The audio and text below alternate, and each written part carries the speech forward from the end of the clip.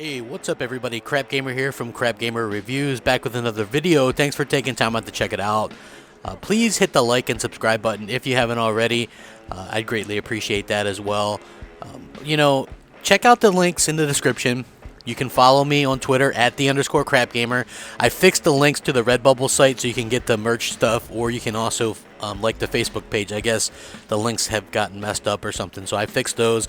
Also, if you guys like the graphics, the layouts, and the BGST, when we do the podcast, or my logo and things like that, I'm gonna link Jay Williams Graphic God's Twitter in there so you guys can check it out and hit him up. He's very reasonable rates, professional graphics artist. Just let him know that you heard about him through me, and he'll cut you a good deal on whatever you need, man. He does great work. So anyway, on to today's topic. Now, the one thing in my opinion that Microsoft has really lacked this generation is clarity in what they actually want to do. Whether it be DRM, family sharing games, or just the message that the Xbox One is for games first and foremost, as a game console should be. Now, everyone is quick to jump the gun one way or the other. I've been guilty of this as well. Microsoft's executives often speak and leave people to guess what the hell they actually mean. And for a $400 billion company with a B, this is pretty unacceptable. I know I've gotten some mixed reactions for my take on what Microsoft has been up to. Lots of it's unwarranted and some of it isn't. I get that. I really do. Now, I think one thing that people will universally agree on, whether you're a fan of Microsoft or not, is that Microsoft has been piss poor with explaining things.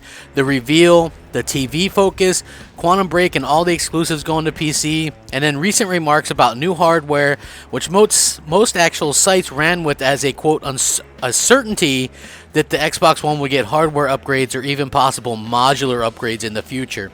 The only problem with this is that nowhere did Phil Spencer or anyone say any of this. That's the problem. Now, it's not really Microsoft's problem, but it's a problem nonetheless. Microsoft's problem is that they've done nothing to set any of this straight. To be clear, I love the Xbox One. It's my preferred console of choice. I want to see it succeed, and I want to see an Xbox down the line. To ensure this, I'm sure the current Xbox One needs to at least be competitive, and these constant miscues and miscommunications can't possibly help in any way whatsoever. Remember, when Microsoft announced the initial price cut from $399 to $350, but said it wouldn't take effect for a month or two, that effectively killed sales on the console for those couple of months. Nobody's going to go out and buy a console at full price when in a month or two it's going to be less than that. That's Bush League, not Corporate League. Now you have people running with the idea of a new, more powerful Xbox One coming, or possibly upgrades to turn their current Xbox One into some sort of Frankenstein. Both of these options could turn potential customers away from even considering to buy an Xbox One anytime soon. In business, as in life, you need to be clear and concise, one way or the other. If someone hates me, I at least know where I stand. Right now, not a single Xbox One owner or potential owner knows where they stand. Again, that's a problem. We're all in flux in Microsoft's world, and the problem is I don't believe even Microsoft knows what they want at this point in time. Let me ask you all a question. If the messaging is this damn confusing and has the Xbox community this damn divided, what happens when there's actually something to know? This is strictly my opinion, and it might not be popular with all of you. I completely understand that. But at the end of the day, my opinion is what my channel is all about. If Microsoft tries to get cute with confusing add-ons or decides to do upgrades in general to a console, think about what it does to the user base. You could potentially have some people running at a higher frame rate and resolution in multiplayer games, giving a clear advantage. The average consumer probably won't go into a GameStop or Walmart to buy upgrades to begin with. It's a very niche thing in my opinion. And if Sony were to come out with a simple, static box with the PlayStation 5, just a powerful box, no upgrades, here's our games, here's our box, Sony would win before the first year of the new console generation was even over. I guarantee it. I'd venture to say that Sony would own 80 to 90% of the market if that were to happen, and that's not a good thing. We need there to be competition, and for competition we need multiple products that are similar. I'm of the opinion that if you want digital only or an upgradable hardware, why are you a console gamer to begin with? Console gaming has always been static hardware. And when upgrades were available, they always failed. Always have. Always will. Microsoft needs to address things like, will keyboard and mouse be locked out? Will you be able to play against people competitively with just your controller? Are they going to be separate playlists? If they do allow upgrades or different SKUs that are more powerful, will people be at a disadvantage in multiplayer games? Like, say you're playing Gears 5 or 6 and you haven't upgraded, so you're stuck at 30 frames per second multiplayer, but someone who has upgraded is at 60 frames per second or higher. That's a hell of an advantage. To me, it would be dividing the community in a lot of tiny segments, and it would be confusing to say the least. I'm all for shorter console cycles, I am.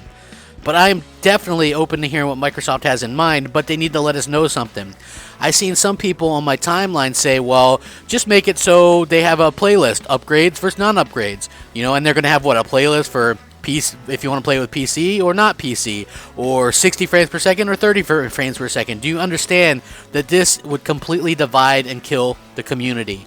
It's not a good thing. Now, to be honest with everyone, all this cryptic speak from Microsoft has me enjoying my Xbox One less. Who knows what to think right now, because Microsoft is really running wild with what they've been saying. Could be absolutely nothing to worry about.